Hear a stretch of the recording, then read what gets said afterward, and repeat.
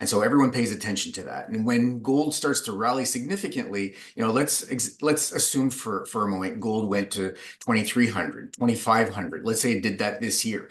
That would generate a lot of excitement. People would be sort of flocking to gold. We'd start to see. And silver, if silver was even $30 or $35 at that point in time, that's a massive bargain compared to gold. And we even know, with the gold silver ratio, that would still be a huge bargain.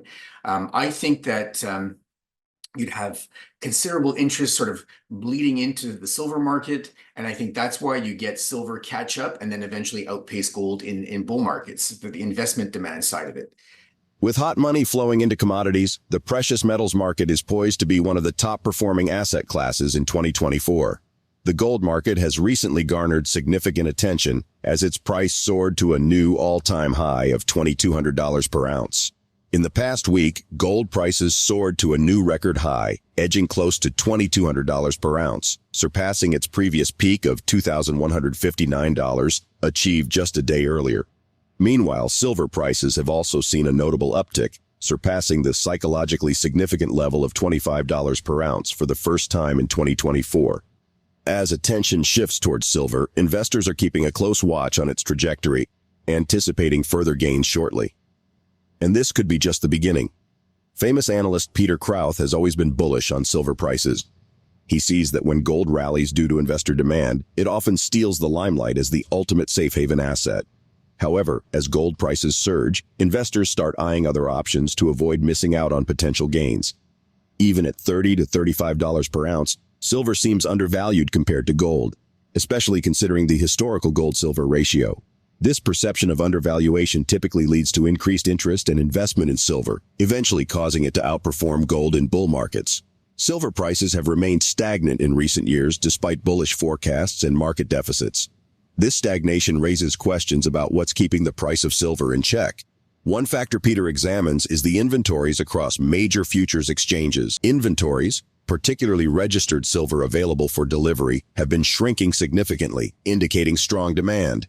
Industrial consumers increasingly turn to long futures contracts and silver ETF units, depleting exchange inventories. This sustained buying pressure from industrial users underscores the potential scarcity of silver on exchanges. We will present clips from Peter Krauth's interview in which he expressed his bullish outlook on gold and silver. But before we do, if you want more videos like this, please hit the subscribe button and turn on the notification bell for more updates. Thank you, and enjoy the video. So there are two aspects to that. One, we know that silver always lags gold, and I think that's more the investment demand side to silver. When gold moves because of investment demand, it gets the headlines. It's the king of assets, the king of metals, and so everyone pays attention to that. And when gold starts to rally significantly, let's assume for a moment gold went to 2,300, 2,500. Let's say it did that this year. That would generate a lot of excitement. People would be sort of flocking to gold. We'd start to see, the gold price appearing on CNBC on a daily basis, and then people would start paying attention to gold, look at it and say, obviously, there's a bit of FOMO involved, and they'd want to get a piece of the action. And especially if stocks are, let's say, suffering at the same time, they're looking for a market that's doing well. They're going to look at gold and they're going to say, wow, an ounce is setting me back 2,500 bucks. What else can I get? And silver, if silver was even $30 or $35 at that point in time, that's a massive bargain compared to gold. And we even know, with the gold silver ratio, that would still be a huge bargain. I think that you'd have considerable interest sort of bleeding into the silver market. And I think that's why you get silver catch up and then eventually outpace gold in bull markets, for the investment demand side of it. Then we've got the whole sort of industrial demand side. And I don't know if you want to go there, but, we've talked about multiple times about why is the silver price sort of trading in a consolidated range for the last 3 years if the outlook is so bullish, right? We're facing structural deficits in the silver market. 1.2 billion ounces of demand a year, 1 billion ounces of supply a year. So where is the silver coming from? And how come the price has been, is looking like it's capped? Well, I think through research, I've more or less found the answer to that. If we have structural deficits in the silver market, and this is a question has just been coming back over and over for the last couple of years. People are saying, why has silver moved sideways? We have structural deficits, gold's running. What's capping the silver price? Well, you look at the inventories in the three major futures exchanges. So you have the COMEX, you have the LBMA, and you have the Shanghai. Now, there are two categories. You have overall silver inventories, and then you have registered silver. Now, the registered silver is the silver that's actually available for deliveries. So here's what I think is happening. Oh, there's one other thing you need to look at, and that is the silver ETFs. So if you look at those three exchanges, futures exchanges, and you look at the silver ETFs, they have all seen their inventories fall over the last 3 years, let's say, by about 30 to 40% overall. And some of those exchanges, if you look just at the registered silver, which is the silver that you could actually take in delivery, in some of those exchanges, it's down 70%. It's just unreal. So I think what's happening is you have large consumers, mostly industrial users of silver, have had a difficult time getting their hands on silver. And I can actually speak to an anecdotal reference I got from a large silver miner just a few weeks ago. In any case, I think these large silver consumers are buying long futures contracts. They're buying silver ETF units, and then they're waiting for the contract to mature, and they're standing for delivery, and they're taking delivery. This silver is coming out of those exchanges. It's going somewhere. So again, that's a lot of silver buying. We're talking about hundreds of millions of ounces, probably 500 million ounces, probably more just in the last 3 years. With global debt surpassing $240 trillion and U.S. debt reaching $34 trillion, concerns about the sustainability of these debt levels intensify, particularly as a significant portion of U.S. debt is nearing maturity. The United States appears to have little control over its borrowing limits as debt escalates despite higher policy interest rates.